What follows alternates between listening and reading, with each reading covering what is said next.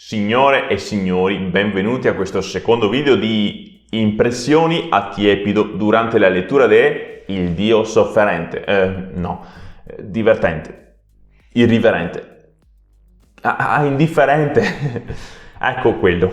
Ovviamente qui non troverete spoiler sui capitoli successivi, ma semplicemente alcuni miei pensieri, previsioni e collegamenti che mi sono venuti in mente leggendo questo nuovo e entusiasmante romanzo di Erikson. Tra l'altro, se ancora non l'avete fatto, andate a comprarlo al più presto, non ve ne pentirete. Prima di partire vi ricordo che a marzo potreste farvi regalare da me un volume della saga Marathon principale, se ogni giovedì del mese postate su Instagram una bella storia con una citazione in cui mi taggate e inserite l'hashtag podcast Marathon. A fine mese sceglierò uno di voi tra i più attivi e gli farò recapitare il regalo. E vi dirò di più. Se vedo che la vostra partecipazione sarà bella attiva, faremo la stessa cosa anche in aprile. Che ve ne pare? Pronti? Via col capitolo 4, Il Dio indifferente.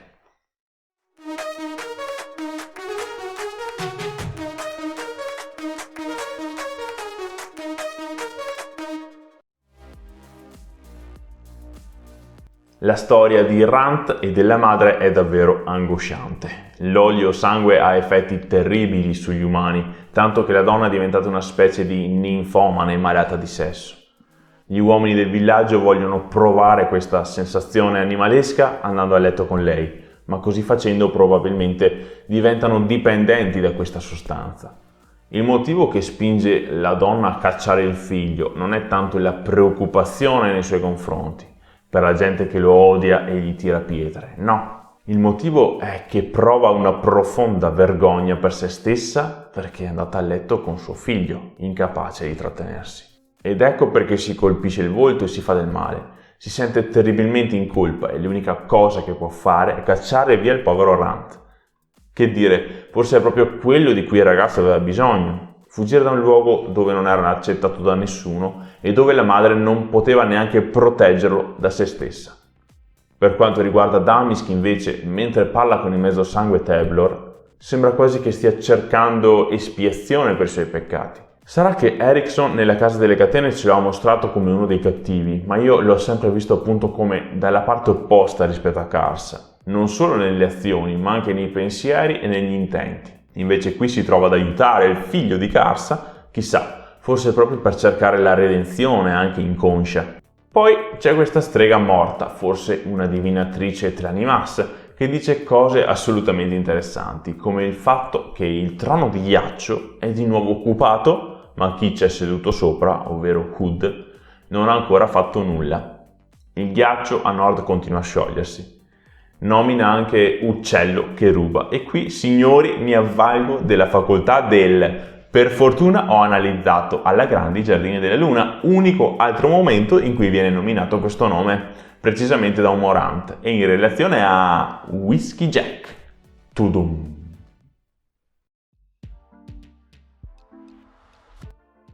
La truppa Malazan si mette in marcia verso il lago d'argento assieme alla compagnia di Bike. Prima di tutto ancora non è chiara la motivazione che li sta portando là. Cosa sta succedendo al lago da richiedere la presenza di una così consistente compagnia? Non credo sia il semplice scioglimento dei ghiacciai, ma magari si tratta di un fenomeno scatenato da quell'evento stesso. Sono curioso. Posso dire una roba che farà incazzare a qualcuno? Non si capisce niente, o quasi. Nel senso che l'autore in questo caso fa parlare troppi personaggi assieme e sono tutti nuovi. È un continuo andare avanti e indietro dall'elenco di personaggi cercando di fissarmeli in testa. Cioè, parliamoci chiaro, non è il primo libro di Erikson che leggo e in ognuno degli altri c'erano decine di persone nuove. Ma io non ricordo un agglomerato confusionario come questo, in cui sono proprio tutti insieme accavallati. Comunque, non importa, probabilmente il tempo e lo spazio sono troppo pochi per allungare il brodo, perciò ben venga questo modus operandi. Acquacheta accede al suo canale e vede delle cose strane. Prima di tutto, attorno a Spindle nota delle ramificazioni molto particolari e sinceramente non ho proprio idea di cosa possono essere. Inoltre ci viene confermato che il sergente non è conosciuto come un mago, mentre noi sappiamo bene che lo è. Dietro Holmes invece Acquachetta vede una creatura, un qualcosa che lo segue e sicuramente si tratta dello spirito incontrato nel primo capitolo. Indovinate quale dei personaggi ha rapidamente scalato la classifica dei miei preferiti in questo capitolo? Esatto, la maga assassina Acquachetta. Yuppie! La scena nella cripta Tiste Edur è stata incredibile, piena di pathos. Si avvertiva la paura e la tensione, si sentiva che stava per succedere qualcosa di terribile da un momento all'altro. La donna invece non ha avuto il minimo timore, tanto da arrivare a derubare la salma. Ed eccolo qua, il mago nemico che spunta fuori e scoppia una battaglia all'ultimo sangue. Acquachetta dimostra tutto il suo coraggio e le sue capacità per poi scappare per un periodo da un segugio dell'ombra. Wow! Per quanto riguarda invece le motivazioni che hanno portato a questa zuffa tra maghi, un po' mi sfuggono. A che popolo appartiene il mago e perché confabula con la compagnia di Bulk? Non potevano mancare anche in questo romanzo gli Imas, anche se forse non sono come i pochi Imas vivi che abbiamo conosciuto finora. Quel che è certo è che non sono Tlan, questi sono vivi e vegeti e, lo ammetto, mi spiazza parecchio. Questi Saemdi parlano di un luogo che hanno conservato fino ad oggi.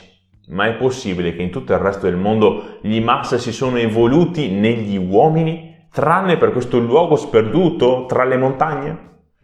Per carità, l'hanno fatto i Tevlor, potrebbero averlo fatto anche loro. Oltre ai Saemdi conosciamo anche i Jack. Wow, questa proprio non me l'aspettavo. Pensavo che questa razza appartenesse ai ghiacci di Lether e invece si sono stabiliti anche qui.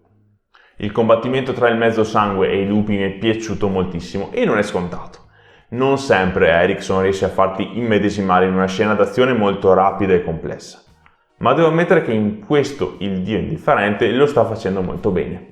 Poi, se ci fermiamo un attimo a pensare ai vari livelli di forza, forse una vittoria del genere Rant non la meritava. Non è un combattente, è solo grande e grosso, un po' tirata per le orecchie, ecco, ma vabbè. Passiamo ad Amisk, che è ancora in fuga dai Saemdi e per restare in vita si rifugia in una grotta che scopriamo essere una fortezza Azat, abitata niente poco di meno che dalla dea dei Jack, Cagna da guerra. Cavolo, una fortezza Azat, il corrispettivo di una casa, ma per i vecchi canali. Incredibile, vi rendete conto? L'autore ancora adesso riesce a stupirci su una cosa che avremmo dovuto dare per assodata da molto tempo. Il sistema magico. Rant, stremato e senza forze, viene trascinato in un mondo parallelo. Un canale forse, in cui uno spirito antico si aggrappa al suo coltello diventando un nuovo compagno di viaggio. Questo avviene perché durante la lotta il Mezzosangue ha ucciso un lupo piantandogli la lama nel cranio, fino a infilarla nel terreno.